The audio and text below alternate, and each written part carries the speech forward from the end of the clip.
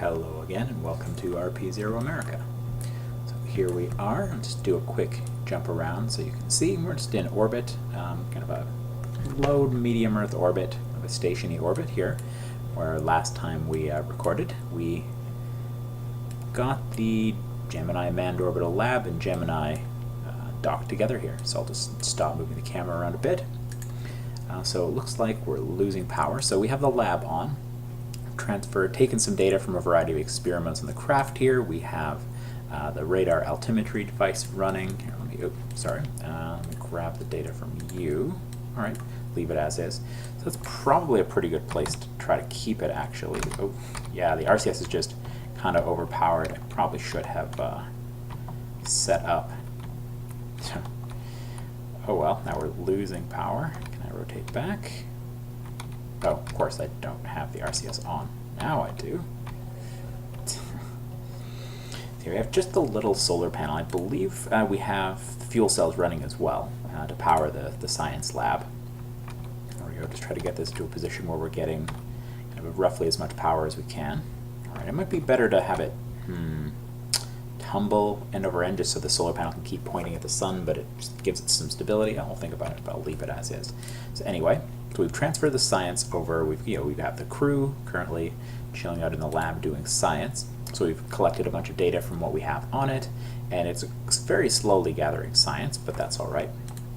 So we've completed some contracts.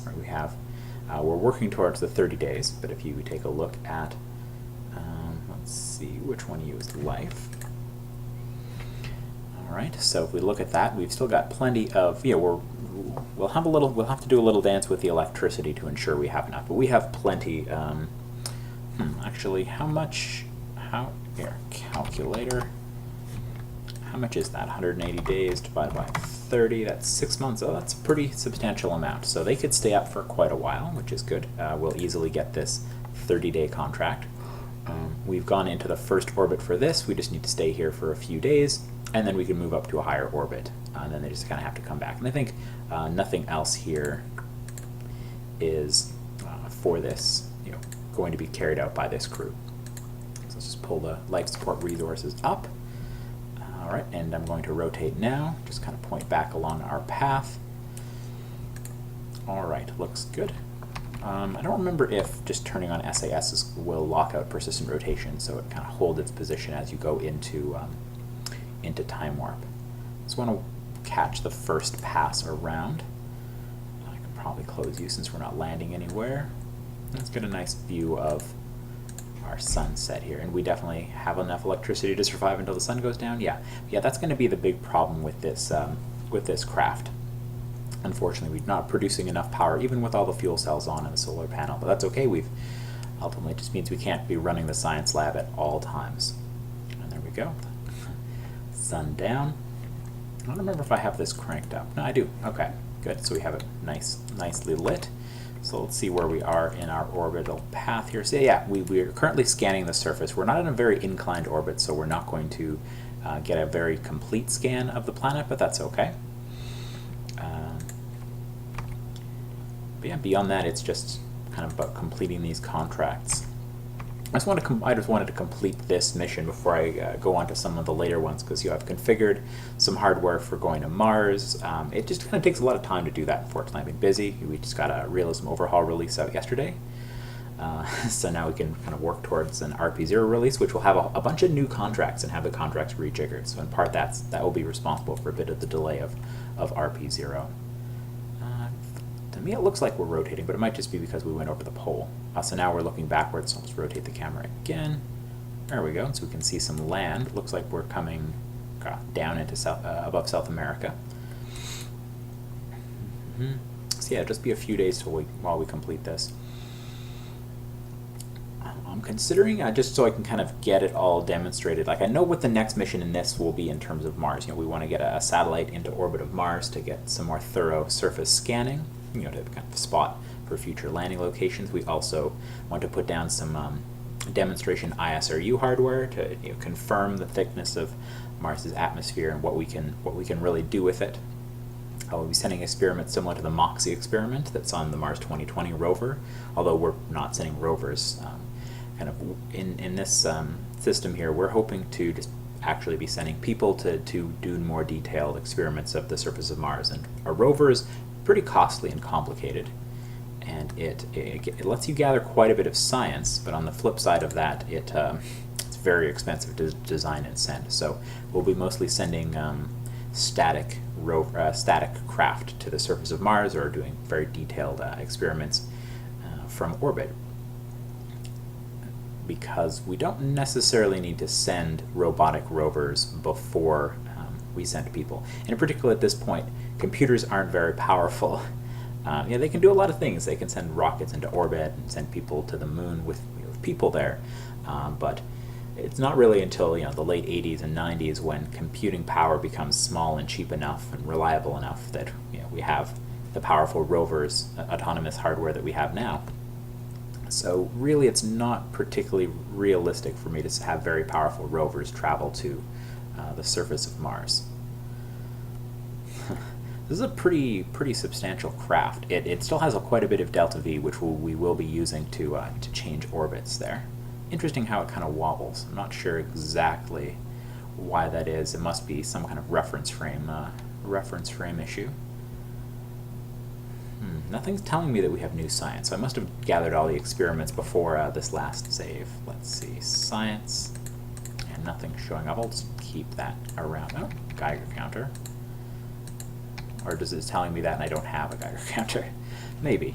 I'll just leave that up just in case. Alright, so I don't want to run... Oh, it popped me out because of that, but it doesn't let me click the Geiger counter, so it might just be an issue with the version of the mod I have. I'm not sure. Let's see, radiation levels. Ah, I see, it's an overwrite. Maybe that's why. Recover of science.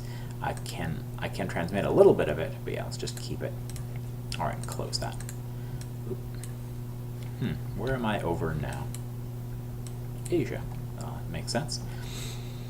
All right, so I'm going to run until either these batteries, the batteries are depleted, or until we've completed the this part of this orbit, and then I can bump up into a higher orbit. Craft is just dancing back and forth. Oh, we've still got power. Still got a pretty good bit of power, actually. So, disadvantage of the system we're using for life support, we brought a lot of lithium hydroxide, which is absorbing our carbon dioxide. So, for a more sustained, a longer mission, like the International Space Station, I think Skylab may have used it as well. You'd want to use something a bit more complicated where you don't fully consume a resource in order to remove the carbon dioxide from your breathing air. And that technology definitely exists and could be developed at this time. I just have not put it on. I mean, this is really, I think it's like my first station, right? Okay, so let's just do a quick save here, because I only have 2 ignitions on this, and therefore I need to be very careful with it, because I've turned off the engine, actually. Is that? Yeah, that is for that. I've turned it off because I don't want to waste those, because I need to get up to this orbit, which will be a little tricky. It's not very wide, but this vehicle also doesn't have a very high acceleration. So another thing is, because the Gemini isn't really intended for high orbits, like for returning from high orbit on its own, I need to ensure that I kind of stay within these parameters. So that's the apo. Periapsis still has to be above 150, so that's fine. But I want to leave my periapsis as it is. So I'm going to wait until we come back around over there. Whoop. Yeah, it's close enough. Let's just do a quick save. Because I'm going to raise my apo into that range, but our periapsis is still going to stay here. So this will still be the point in our orbit which we lower a bit further in order to re-enter the atmosphere. All right. So let us point prograde, because we want to raise our apoapsis. Well, those RCS are very powerful.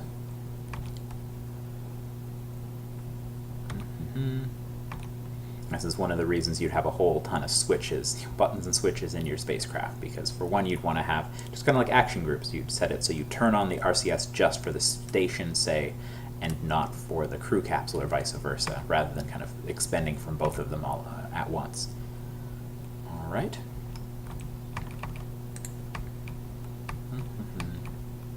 So we're going to get oriented. Prograde. Slow down.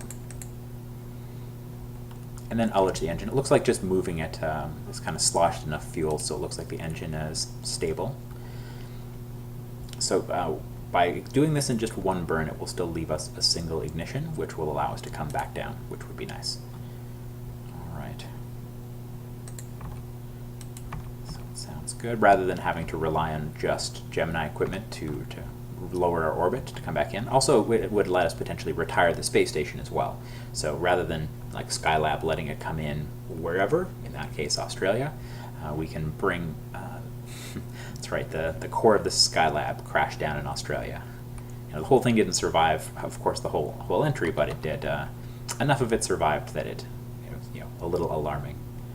All right, so we have reached this orbit. Time to do a burn. So, all right, need to ullage the engine again.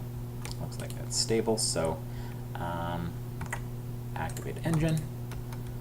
And we're just going to wait until this lights up. Here we'll also see what that our actual apoapsis is. So this, it looks like to me, this mission is similar to a mission that was carried out by Gemini. One of the later Gemini missions, they used the Agena target vehicle, and the remaining delta V in that, once they had docked to it, they used it to raise, partially raise the orbit of the Geminis into kind of a medium Earth orbit. This is a decent altitude. This is well above the ISS, for example, above where the shuttle went to, I believe. I'm not sure exactly what orbit Hubble is in, and it might be even higher than the shuttle ever went to. I'm not sure. All right, and so now we are up in this higher orbit. Still within, I believe it's still within even the inner Van Allen belt, and so you're not exposing your astronauts to unnecessary radiation, which is smart. All right, and we can probably turn off this science now for a bit, just to allow the batteries to charge back up. So stop research, these guys get a break. And yet we're not maxing out on carbon dioxide. So power, it is still draining. We have the, yeah, it's still draining. We have the fuel cells on, which is producing some power, just to kind of keep the people alive. But the solar panel is what allows it to charge at all. And where is the sun, by the way? Let me take a look. Okay, I suppose I didn't necessarily need to look at that. I could see where we are in terms of charge. We probably want to change the orient. Oh, right.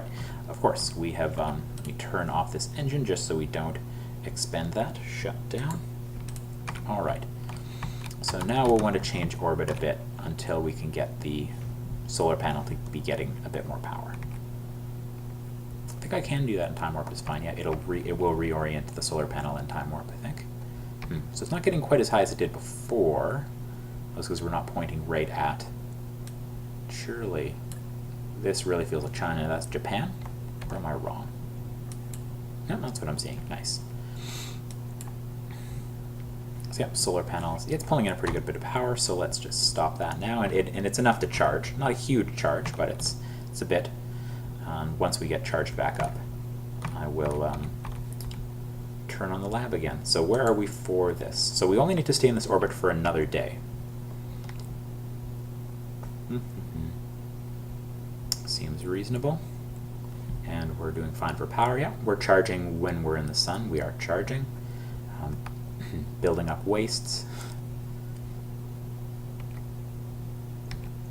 See, I'm thinking it may not be listed in this series. I'm pretty sure I won't, but I'm intending to kind of record some of my planning and actually carrying out, testing out the Mars Direct hardware that I'm building, kind of rather than waiting to have it done in this in the career mode, because that requires configuring of it, adding it to Realism Overhaul, adding it to RP-0, kind of researching and figuring out fair prices, and then kind of developing that technology. And of course, as you've seen, that takes a long time because I don't have very much free time here.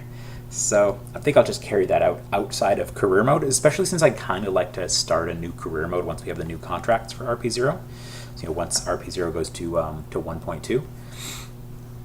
And so I'll consider configuring for, getting everything working for Mars Direct and demonstrating it in a series. And kind of once I've done that, I know it works, I'll have all the moving parts in place to add all the components and make sure they're in Realism Overhaul, in RP-0, rather than kind of trying to do it all at once, which is just, obviously it's taken a long time. And I'd rather, be able to carry it out sooner rather than later, be able to demonstrate it in a video and have it that portion of it completed, rather than kind of all the behind-the-scenes stuff done first, because then somebody could potentially actually use all the hardware I configured for Mars Direct to beat me to it. So, all right, so 14 hours. So once we complete that, we will have this contract done, which will be pretty nice, and we'll have some form of payout. But we will want to stay up this amount of time. We're going to stay up for at least the whole month, possibly longer as a duration mission. I'm not quite sure how. I might set up an alarm, like basically carry out this mission, set up an alarm, go to the surface, let it get carried out, and then come back up to complete the contract, rather than just basically making you watch the world be dizzy underneath us. Because that's one nice way to be able to kind of mangle the time warp as you wish. Oh right, we won't get the payout until we land as well. Okay, so let's just save these guys here. Go to the Space Center. Let's kind of do a quick review of where things are. So we do have a window for Mars coming up. We have an important technology coming up as well. I believe that's where I placed some of the ISRU hardware. I'll have to confirm that. It's interesting. So the history of human space exploration on Mars is not as it is. Yeah, we haven't really done anything in reality to send people to Mars, but that isn't to say that the technology to do it would be particularly, that couldn't be done without 21st century technologies. So let's just see. So we've got some RTGs that we've built in here. Super Enterprise, yeah. So we've got some RTGs in there that I will be using for my later Mars Direct. Yeah, I've got a radiator mod, so some solar panels there, but in particular it's the RTG that we want. It's a pretty beefy RTG. It's going to give us a lot of power. Let's see, inputs, outputs. Yeah, it's going to give a lot of power, which is needed to convert Mars in situ resources into propellant. It's also going to give us another sensor, which I really definitely want, because we want some fairly thorough scans of Mars' surface before we're sending people there. What else? So there we go. So this is the experiment that I intend to carry to the surface of Mars next. I just kind of, basically all the stuff for our realism overhaul was already in the real ISRU config for it, so I'll just have to add a flag for that. But just a simple, some simple low-grade demonstrations. Let me see. Mass, right, so this is the heavy one. So this one is pretty potent, and it takes in carbon dioxide, so you need filter. I'm not sure if that's in this. There we go, Mars intakes. So that's what I made them look like. Just stole a model from something else. So this will take in carbon dioxide, and I'll talk about the chemistry of that some other time, because I'm currently reading Mars Direct by Robert Zubrin, which is, reading The Case for Mars by Robert Zubrin. And he talked in more detail specifically about kind of the lowest energy, easiest way to extract CO2 from Mars's atmosphere, which is kind of fascinating. It's using zeolite, if you've ever heard of that. It's a very porous material that will can absorb CO2 and other gases, but in this case, because the vast majority of Mars's atmosphere is CO2, that's what it would absorb. Anyway, I've got a couple different versions of it in terms of the way I've currently configured the parts, just because I'm very good with configs, so I just may as well create multiple configs for doing different things. So you have set up the masses, etc., and they have basically different scales, right? You can see how they use different amount of power, they input a different amount of, actually those ones, they're per second. I'll have to double check that. Looks like something might be wrong there. Here, let me just make a note. Compare intake 1 to intake 10. Might be something didn't save right, because it looks like they have the same amount of inputs and outputs as each other, even though they have different masses. All right, and so this will be the hardware that takes the carbon dioxide that we extract from the Martian atmosphere, and basically applies heat, electricity to it, and breaks it into carbon monoxide, which at present isn't useful for us. But it's actually useful for refining a number of materials on Mars, which I found interesting. And oxygen, and so oxygen is what we will liquefy and store later on. And we're not going to be testing the liquefaction experiments here. This is just kind of after we declare we're going to be sending people to Mars, this is the first experiment to demonstrate a new technology for doing that. We'll be demonstrating a small lander and the ability to start converting Martian atmospheric resources into materials useful for fuel and for breathing.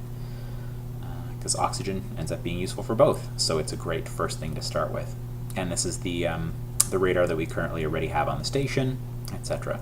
So I'm not sure what other technologies to go for. We do have a bit of science. There isn't a ton in here, kind of in these side nodes that are useful. PAP is experimenting with kind of a whole different structure for the RP-0 tech tree, just because it is kind of so scattered. And there's a lot of future technologies that haven't been placed that some people are actually starting to get interested in placing, which will be nice, because mostly myself, Nathan Kell, and other common contributors have been focusing on a lot of this earlier stuff, but gradually the later stuff is being filled out. Just the 80s and 90s are a little sparse, just because of real history. Anyway, so what do I? So nothing in heat management. Fair enough. That's probably where radiators and things should go. Let's see, recycling. I'm not sure which technology I'll want. Maybe some of these might be useful actually for, well, of course they'll be useful for the human portion of the mission to get better usage out of the water. I'll have to kind of still do those calculations for the human parts of the Mars Direct plan. Yeah, this is some stuff that hasn't yet been configured from Blue Dog Design Bureau, and some more LEM stuff. So I think this will probably be what we get next. Some more of this LEM stuff, because in this RP-0 series, what I'm intending to do is to do dual Saturn V launches to do longer stay missions on the moon. So we get some practical human experience in a partial gravity, kind of a bit away from from the safety of low Earth orbit. Right? See how people can. So it's kind of any mission that I think is worth doing in the series along a path kind of has to do at least a couple things, and things that are worth doing. So one thing of value of doing a human mission on the moon is to test how people live, for more than just a day or two in partial gravity. How does it affect their physiology? And the other bit is kind of a demonstration, more than a thought, beyond a thought experiment of can people survive without those safety backup systems of being just in low Earth orbit. So if something went terrible on the space station, in most situations, people would just be able to go onto the vehicles that brought them up that would be later planned to bring them down, and then they could just escape, right? But if you're on the surface of the moon and something goes wrong, you need backup plans. You need to be able to repair your hardware. Your abort options aren't nearly as good. So a bunch of the other parts for real ISRU, it looks like they're currently sitting in stage combustion. So I'm not sure what stage combustion used to be called. But yeah, things I haven't configured, like the see, I didn't shorten it there. Let's see, SE. What's the S? S is Sabatier, E is electrolysis, and reverse water gas. Gas something. Anyway, so those are the chemistry operations that are used to take the carbon dioxide we're bringing in, the liquid oxygen we brought, and turn them into fuel and oxidizer. And I've kind of tested them on different scales. So the 10, the 100, and the 1,000, the masses and energy consumptions of those are actually directly from the Robert Zubrin paper that I read originally. But anyway, so that's where we are in the tech tree. So let's kind of make this a shorter video, I think. We currently just have that technology. We have an extra one sitting around. This might be what I was intending to send. Let me just go take a quick look. What I was intending to send to Mars, but I'm not sure. I have to check the delta V on it. Now let's do another quick short video of, after we complete the 30 days, the people in orbit, and bring them back down to the surface of the Earth. And that'll give me a little bit of time to switch over and use just a kind of a flatter realism overhaul install to complete my Mars Direct work. Alright, so what do we got for delta V here? Yeah, it might be enough delta V. Let's see, can we get one of these fairings to disappear? Alright, why not both? So we've got 1600 delta V in the top. Is that enough to capture into Mars orbit? Maybe. So I'm pretty sure those stages are enough to throw it at Mars, then just a little bit. So yeah, I think this craft may be capable of breaking into Mars orbit. and therefore, scanning the planet Mars. It looks a little marginal. I'd like to make less marginal craft, just because the historical recreations are nice. Just NASA's better than me, and so rather than spending the time on being very good at controlling the craft, I'd rather potentially just spend the time getting more missions done and building craft with less tight margins. If this craft had to be say 200 tons to just make it easier to carry out the mission, then maybe I should just do that. All right, so that has been, cancel edits. Just wanted to look through it. See, I believe that's the craft I intend to send to scan Mars. I just have to see if there's a contract I can get for that or not. I'm kind of, for certain things, I'm at the edges of the old RP-0 contracts. And so I'd like to carry them out, like ScanSat, for example. It's a really fun mod. It lets you actually get a decent view of what's going on the planets and moons you're planning to send things to. Anyway, so thank you for watching. This has been RP-0 America, just getting back to doing some recording. Thanks for watching. Goodbye.